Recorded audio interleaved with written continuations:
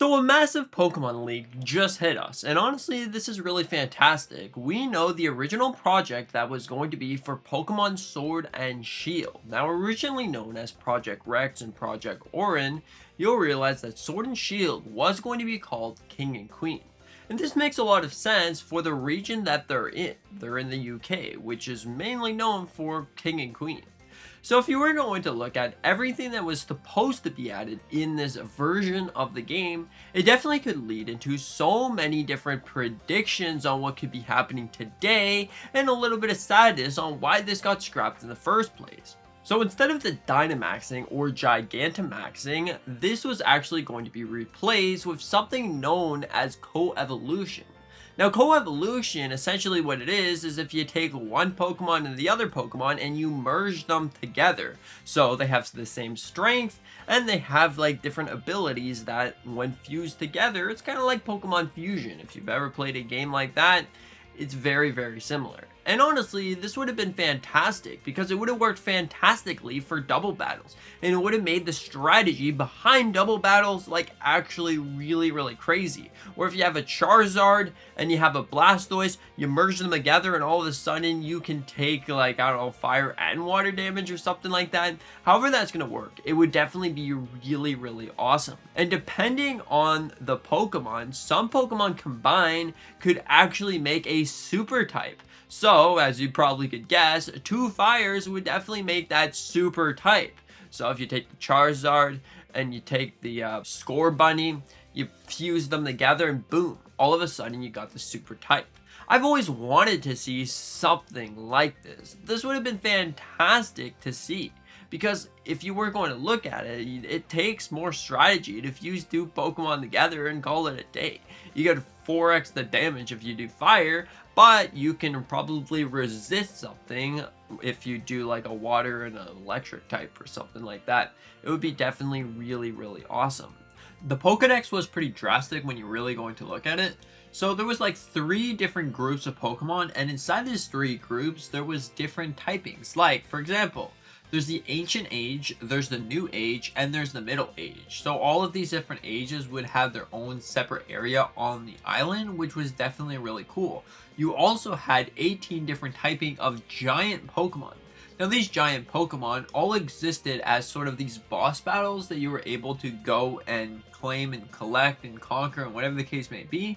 But overall, this was awesome. The legendary Pokemon were definitely really interesting. So the King Pokemon for the King game, sort of like the representation of Sword, and then Shield would be the Queen. These would have been Pokemon based in the New Age. And these New Age Pokemon had, for example, the King one had Fighting Dragon type, which was definitely really cool. The Queen had Psychic Dragon type. You had the Ace that was a middle-aged Pokemon, which was a Steel Dragon type, and you had the Joker, which was an Ancient Dark Dragon. Now, honestly, this would have been all really fantastic. There was 4 different legendaries for this game. I believe Sword and Shield only got 3, could I be, or with the DLC it got more. But, of course, the point is, it was definitely really cool. So there was different types and different combination and ruins throughout the world. So if you enter one region, it seems like with that one region, you would have been entering the Ancient Age. If you enter a different part of the UK, you would have been entering a Modern Age or whatever the case may be. And then you can be entering the Middle Age. And there would be a whole bunch of different Pokemon that you can choose and you can collect, and whatever the case may be, whatever you want to do to the Pokemon, it was completely up to you.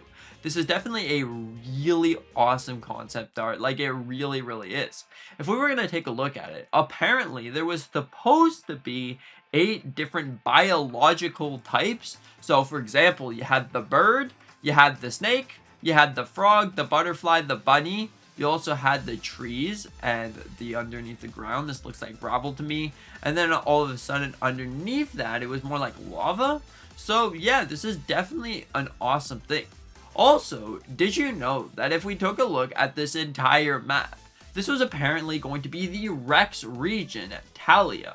So Talia, instead of Galar as now known, was going to be a pretty expansive little place that you could go to. Seemed like this was an island on the UK or sort of side, that if we looked at it, you had the Giant Legend, and you had the dinosaur fossil. So apparently these were going to be the lore in Britain. So yeah, overall, that's definitely a really awesome thing. Also, if you can see here, you had all of these different regions. It was probably something going on inside the world of Pokemon, but like overall, this is definitely really cool. All of these different historical places, all of these different places that you could go and capture Pokemon. It seemed like this was maybe some sort of representation of Pokemon Go in some way. And another thing like Sword and Shield, that you had like different ways to catch Pokemon. But overall, it is definitely cool, because if we were going to take a look at it real quick, there was actually something that you were able to scan on screen that essentially would act as a QR code. Now, with this QR code, when you scan it, you can get Pokemon from across the world, and then you scan it again to put the Pokemon inside the game. Let me tell you, this would work fantastic, because from these images, it seems like you're using the phone as the bottom screen. You know what that would work great for? DS Pokemon games. Overall, all of these things aside, definitely make for a fantastic looking game. I honestly wish that instead of scrapping it, they improved on the idea, because oh boy, this looks absolutely insane.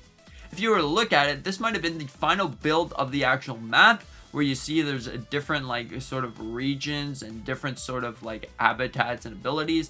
Now this does really look like Galar to me, but maybe it was going to be something completely different as a whole. Maybe you were able to go to point A to point Z instead of going in a straight line. That could have definitely been it. Maybe this is where the sort of open areas came from. We were never supposed to get open areas and Sword and Shield until this game sort of existed. Overall, I definitely think this is really awesome. Apparently, this was going to be called the Dane region. So, if you look at it, this definitely really looks like what we got in Sword and Shield, but a little bit different in that regard. It also seems like maybe the first concept of Pokemon Champions could have actually been in here. You had the League Sport and the cool adults, so maybe you had to battle a whole bunch of people, and then you would race to the top and link all the way to the champion. And you even had different clothes to support that idea, that theory. But overall, the origin story was definitely a massive thing. You become a champion, you kind of want to be like Ash Ketchum in some way. If you want to read that, go ahead. It's completely up to you. And if you looked at it, this was essentially going to be like the whole menu, the product pitch. So it was for like both Nintendo Switch and a home console. So that was definitely really awesome. So if you wanted to, you can do all of that stuff. Overall, this is definitely a really cool concept. Apparently, there's also going to be co-op battle, which with giant Pokemon, you can co-op battle with them. Overall, that's all some great things. So then we even have the Pokemon Camp system. This system was essentially a thing that allowed you to team with your friends, play with your friends, do a whole bunch of things, battle, whatever the case may be. Overall, that is definitely really cool. But what are your thoughts on this Pokemon King and Queen? Do you think that this is really cool or not cool at all? Honestly, I would love to see a lot of these features return to newer Pokemon games, because that would just be fantastic. Anyways, thank you so much for watching. Hope that you enjoyed. Consider that like button, maybe subscribing if you're new. We do a bunch of different Nintendo content on this channel. Anyways, thank you so much. See you in the next one. Also, consider hit that subscribe button for my birthday, July 30th. I would really, really appreciate it. Let's try to get to 5,555 subscribers.